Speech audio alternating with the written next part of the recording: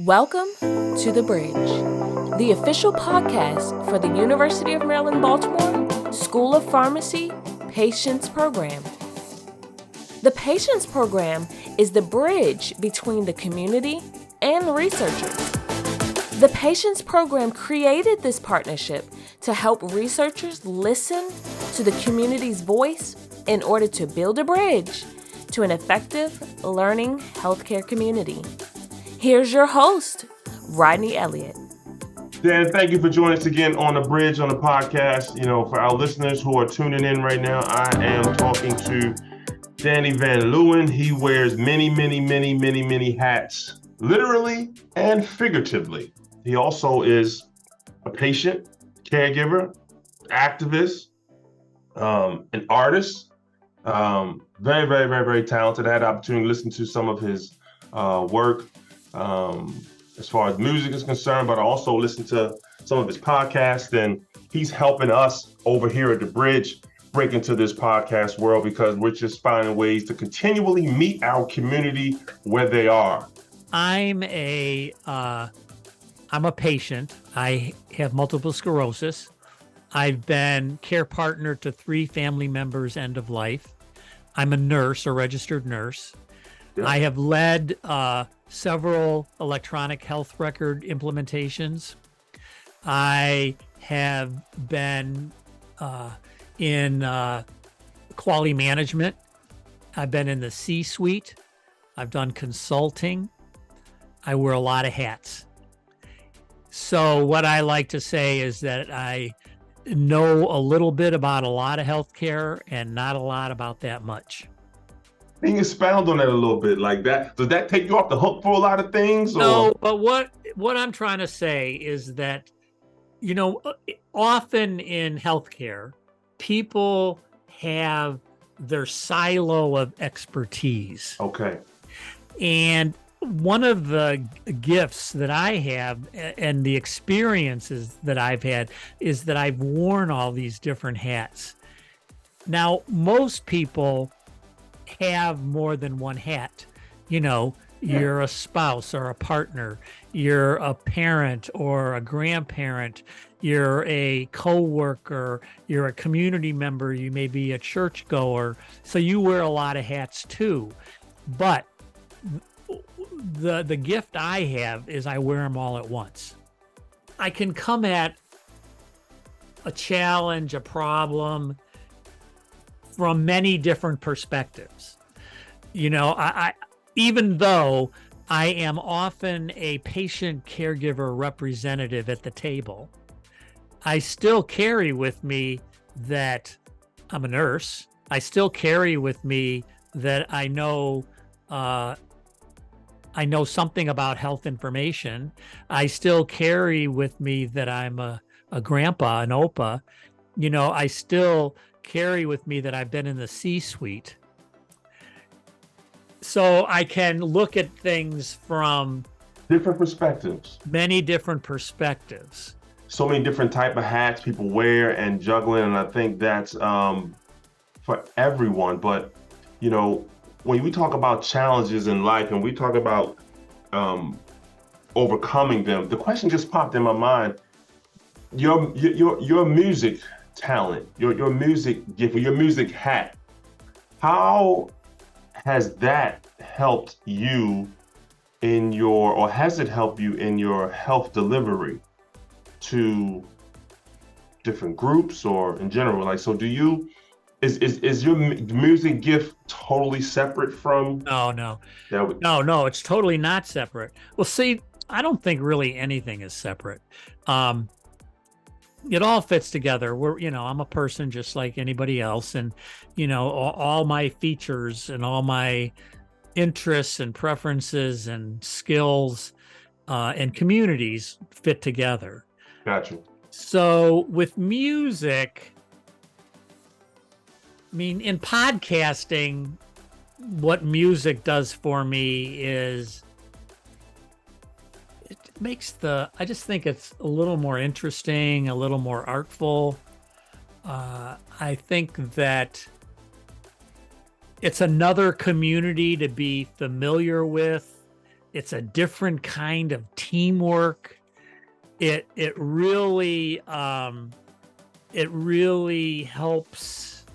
It helps me understand more about learning. Yes.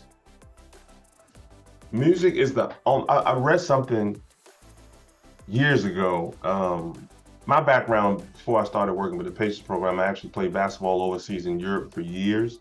Okay. And we're talking pre-internet, pre-social media, pre-scrolling, any of that. I did a lot of reading. And I read something and it mentioned about music is the only thing you cannot prohibit from entering into your spirit. And they used the example of if you're going to a doctor's appointment and you get on the elevator and you hear the elevator music, by the time you get to the appointment or the office and you're filling out the preliminary information, your name, address, insurance stuff, you can start to say do. That's the music you just heard in the elevator.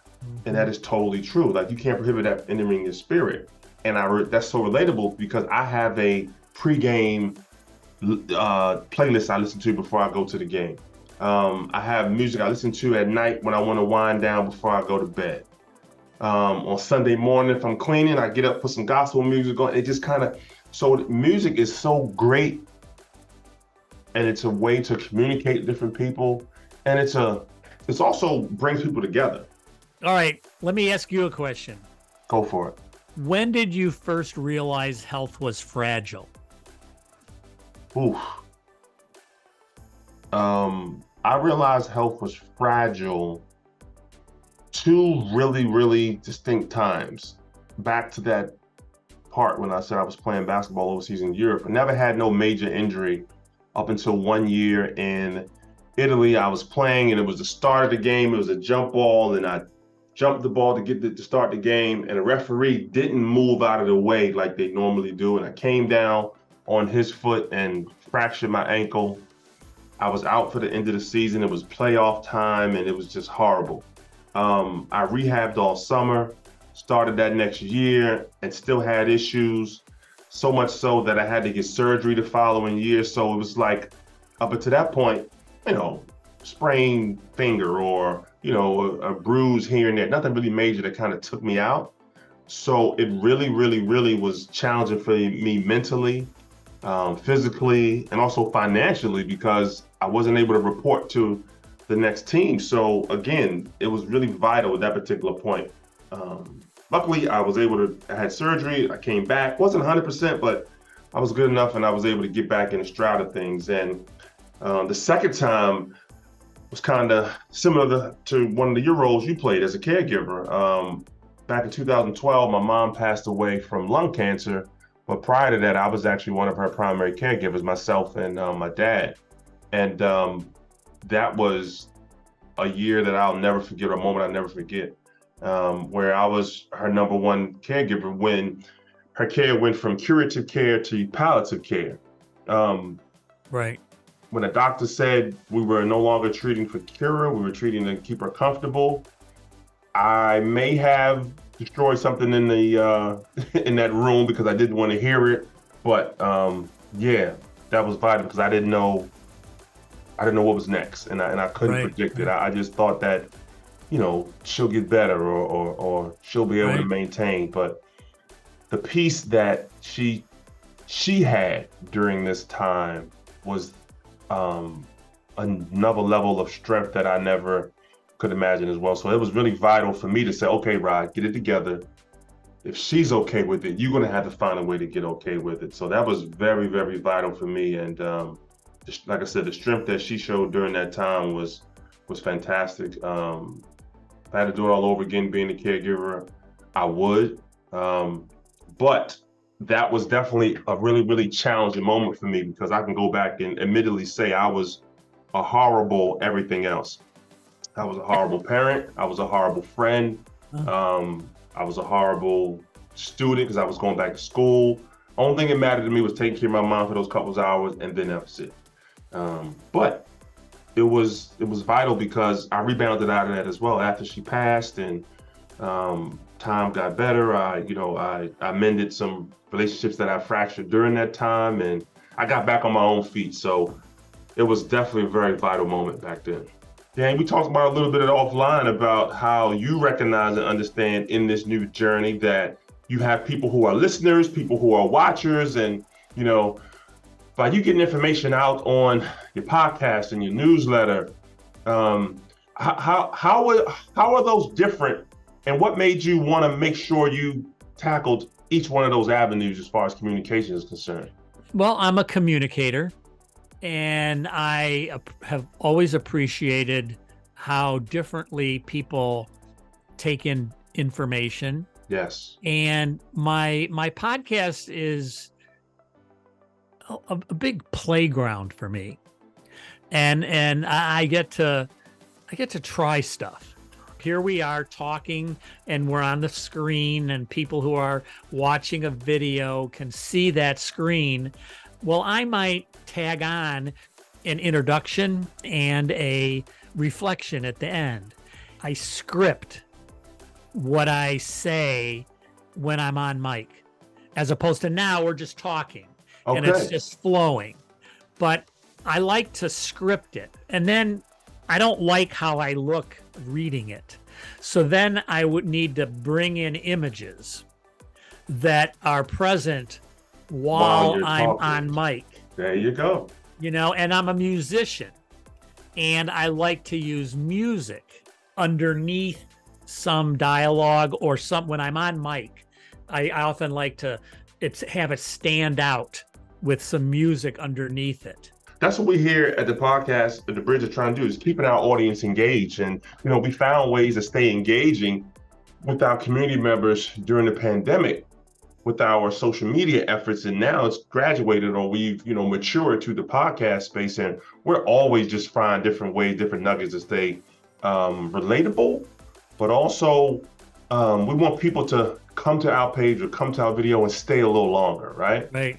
What's some of the biggest challenges you have in one of the hats that you wear, being a patient, being a caregiver, and being an advocate? Like, I think as a patient and caregiver, I think the challenges are building and utilizing a team and self-care. And I think as an advocate, I think it's being really clear who your audience is and building collaborations and thinking about how you recognize success. Tell us a little bit about the patient program and your Bridge podcast. The Patients program itself is a research infrastructure housed in the University of Maryland School of Pharmacy here in Baltimore. And our overarching goal is to connect two entities, the research world and the community. When I say community, I'm talking about the underserved community, specifically here in Baltimore, Maryland, but we've grown to work with all of Baltimore, all of Maryland, and to be quite honest, we have national exposure now. And we want to make sure that when community members and researchers get together, we're talking about principal investigators on one side, we're talking about researchers, doctors, and on the other side, we're talking about community members, stakeholders, leaders in the community, that when they partner for a project, or they partner for a focus group, or they have a conversation, we want to make sure that from the researcher side, you need the input from the community members to make sure your research flow, right? And from the community members side, we understand some things have happened in the past, specifically here in Baltimore, when you throw the word research out. But in order for things to change, in order for things to become better, we need your input. We need you to have a seat at the table. My role as the engagement specialist is literally out and about in the community. I'm out at community health fairs. I'm out at back to school events. I'm out and about spreading the word about what the Patients program does. We have found that through the podcast, we have the ears now of our community members. We have the ears now of our researchers, principal investigators, different entities that understand the importance of sharing the word or sharing your opinions and thoughts in a meaningful way, but also easy. Because I can send a link now and click it and boom, you can get it right on your phone. Dan and I have been, in communication before this interview, and I looked at Dan as being a worldly guy. Like, he just knowledgeable of a lot of things. And in our conversation we had, Dan, we talked about like just going to the park and having some ice cream, or, eating a hot dog or something. If you had an opportunity to go to one park and either have a cup of ice cream or a hot dog and sit down with someone, who would that be and why? Well, it would be my wife. I've been fortunate to be married for 48 years, and we've been together 50 years. And she's the best date possible. We have a lot of fun together. You know, life is interesting. She's interesting. We're good together. So it would be my wife. I've been married 2 years plus, been with my wife 10 years, knowing her 10 years, and I too would enjoy a hot dog or ice cream with my wife in the park. Actually, we did it this weekend. It wasn't ice cream. It was we shared some sushi, but it was Okay. actually pretty cool. It's actually pretty cool. When you think about the program that you have here, either pick on the your role in the patients program or your podcast.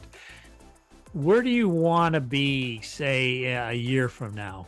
Like, what do you anticipate in terms of your growth in this work? If I'm looking next year to see where the bridge is going or how can the bridge grow, I would love to speak to more people like yourself, people who wear many hats and can give their perspective on life or share their lived experiences in a way that someone can receive it, whether it's through our podcast, whether it's through a recording, a video part. Right now, we're all audio right now, but hopefully by this time next year, we'll have the opportunity to sit in the living room or sit in someone's office or go out and meet them and have a conversation with them, because as convenient as this is over Zoom, there's just something about that personal engaging, right? Because It is. that's what I missed when I couldn't go out during the pandemic. Right. I would love to speak to other principal investigators or other researchers who might not understand fully how important community engagement is and meeting the community where they are. If it's on a podcast, then that's a crucial part of your work. If it's an interview, a personal interview where Eric and I can go have a camera and talk to someone, that's important. If I understand you're busy, Doc, we can come to you. We can come to your office and have a conversation. We're all for meeting the community where they are, literally and figuratively. But 2020 literally showed us that you got to find a way to be flexible. You got to find a way to be convenient, but also don't get too far away from just how things worked. When did I start podcasting? Maybe 2018, where it was audio and it was almost exclusively live, in person. Yep. Episodes. And then, COVID came and I went to Zoom, and now I'm like, well, I'm comfortable with Zoom, and it's, I can have more of a national, international, presence. My wife and I like to travel. Yep. And so I've done episodes on some of our traveling experiences. Like, I don't know if you've heard of the Camino de Santiago. It's a pilgrimage in Europe from the Middle Ages. Can you share with us, with our audience, an opportunity where you had to have next play mentality, whether it has been as a patient, whether it's been as an advocate, or another hat that you wear, whether it's been as a musician? Well, let's see. First of all, I'm looking to bat 300. Okay, so I'm not really expecting to be successful with a majority of what I do. Like, I think that batting 300 is like honorable. So and if you're going to bat 300, you got to bat again. Yeah. So, okay. Now, I think music is good because in my work, I'm really arrogant. I'm as good as they come in what I do. I know it. I'm different, and all this experience is something. I know some No, researchers I mean, like I'm that not too. perfect and all that stuff, but I'm really good. Not so much music. So music is a great. I was going to say a great humiliator, but I that's was not able to say a great right. humbler. That's not a word, It's but right, right. It might be a better word. And my philosophy about keeping at it, along with my, BAT 300 is repetitions. yeah. And if repetitions are 5 minutes at a time, well, that's fine. I play probably between 5 and 12 hours a week. I just, and then so like I'm working on stuff. And so it's repetition, muscle memory. Yep. Just trying stuff. And the big part is learning how to learn, which I have a teacher for, thank God. And it's all pretty basic stuff. It's go slow, add one new thing. Yeah. Don't try to add 5 new things, add one new thing. I have in my mind as you're talking, I'm thinking of a lot of It's probably true in sports, isn't it? so that's what mom was thinking. Like I'm trying to think of analogies that I can use to go with that. And the one that pops up the most is my high school teammate told this to me years ago. We wound up being college teammates after that as well. He said, going hard makes up for a lot of mistakes. If you're not the best shooter, if you're not the strongest or the tallest guy, you still can contribute to the team and to the goal. So, but you got to go hard at it though. Going hard makes up for a lot of mistakes. The repetition part you talked about, I'm gonna bring that back to what we're doing now here at the podcast. I listened to my very first social media episode I did live on Zoom not too long ago on social media to where I am now. And man, total difference. My first podcast recording to where we are now, total difference. I can even hear the comfort that I have communicating and talking. Still get nervous before, which I like because the butterflies lets me know I'm still, it's still interesting. But yes, you're right. You have to be consistent. You have to be steadfast. You have to be a great listener. I've learned to be such a better listener as well during these podcast sessions. And I think, for me going forward, that's going to help me be a better podcaster, be a better host, because this isn't going anywhere. The way people receive information and communicate isn't going anywhere. And we want to be a part of it. So that's what's next for us as far as us growing the podcast. What's next for you? I would say that in terms of my podcast, especially the video part, I'm working on developing as efficient a process as I can. Yep.